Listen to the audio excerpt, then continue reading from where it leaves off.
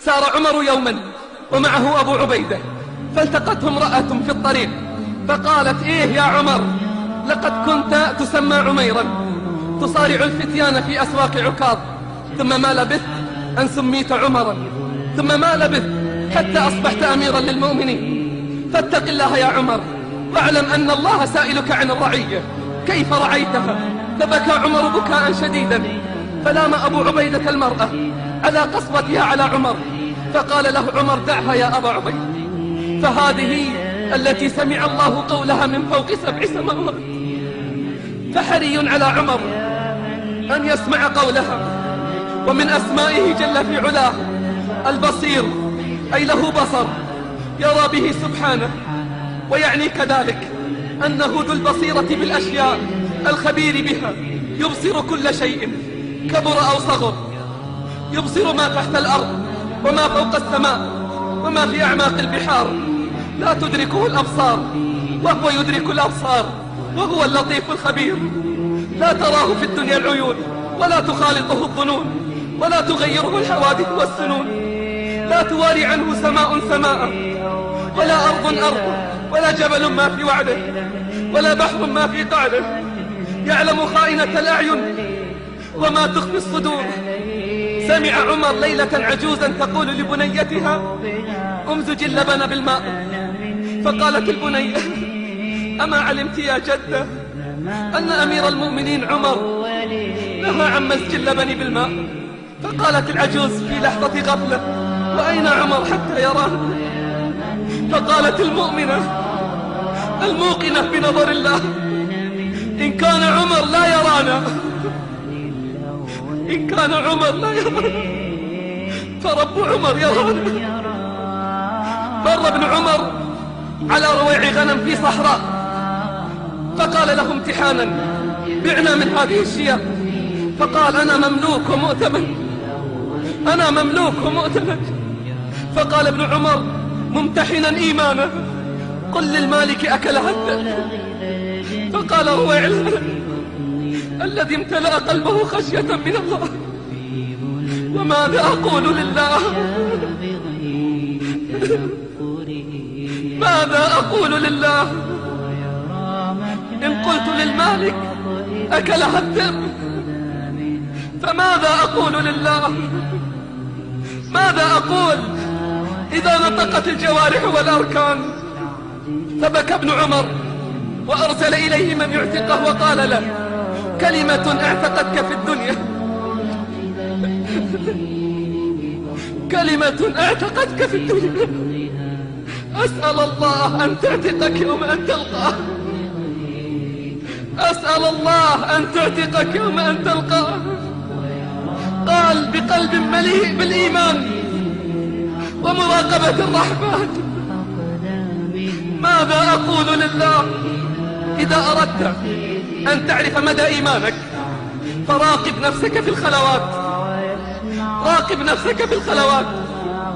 إن الإيمان لا يظهر في صلاة ركعتين أو صيام نهار، بل يظهر في مجاهدة النفس والهوى. والله ما صعد يوسف عليه السلام ولا سعد إلا في مثل ذلك المقام: وأما من خاف مقام ربه، وأما من خاف مقام ربه ونهى النفس عن الهوى فإن الجنة هي المأوى. من السبعة الذين يظلهم الله في ظله يوم لا ظل إلا ظله: رجل ذكر الله خاليا، ذكر الله خاليا ففاضت عيناه، وآخر دعته امرأة ذات حسن وجمال فقال: إني أخاف الله، فقال: إني أخاف الله. أف للذنوب، أف للذنوب، ما أقبح آثارها وما أسوأ أخبارها. وهل تحدث الذنوب إلا في الغفلات والخلوات؟ يا من لا يصبر لحظة عما يشتهي، قل لي من أنت وما علمك وإلى أي مقام ارتفع قدرك؟ بالله عليك أتدري من الرجل؟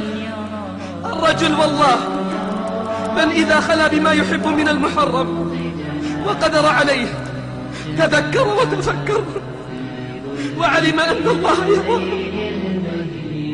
ونظر إلى نظر الحق إليه فاستحى من ربه.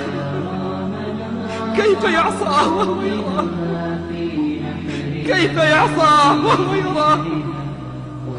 روى الترمذي بالحديث الصحيح عن أبي ذر رضي الله عنه قال: قرأ رسول الله صلى الله عليه وسلم: هل أتى على الإنسان حين من الدهر لم يكن شيئا مذكورا.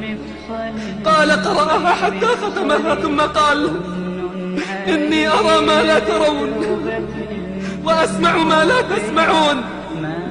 أطت السماء وحق لها أن تئط ما فيها موضع 4 أصابع إلا وملك ساجد وملك قائد. والله لو تعلمون ما أعلم لضحكتم قليلا ولبكيتم كثيرا وما تلذذتم بالنساء على الفرش ولخرجتم إلى الصعدات تجارون إلى الله تعالى. إياك والاغترار بحلمه وكرمه، فكم قد استجرج من عاصي وقسم من جبار وظالم. إذا همت النفس بالمعصية فذكرها بنظر الله، لا يكن الله أهون الناظرين إليك. إذا خلوت يوما بريبة والنفس داعية إلى العصيان فقل: لا أستحي من نظر الإله، فإن الذي خلق الظلام يراني. إن كنت تعتقد أنه لا يراك فما أعظم كفرك، وإن كنت تعصيه مع علمك باطلاعه عليك فما أشد وقاحتك، فما أشد وقاحتك وما أقل حياك. يا مسكين، بأي بدن ستقف بين يدي الله وبأي لسان ستجيب؟ أعد للسؤال جوابا وللجواب صوابا. فماذا أعددت للنجاة من عظيم عقاب الله وأليم عذابه؟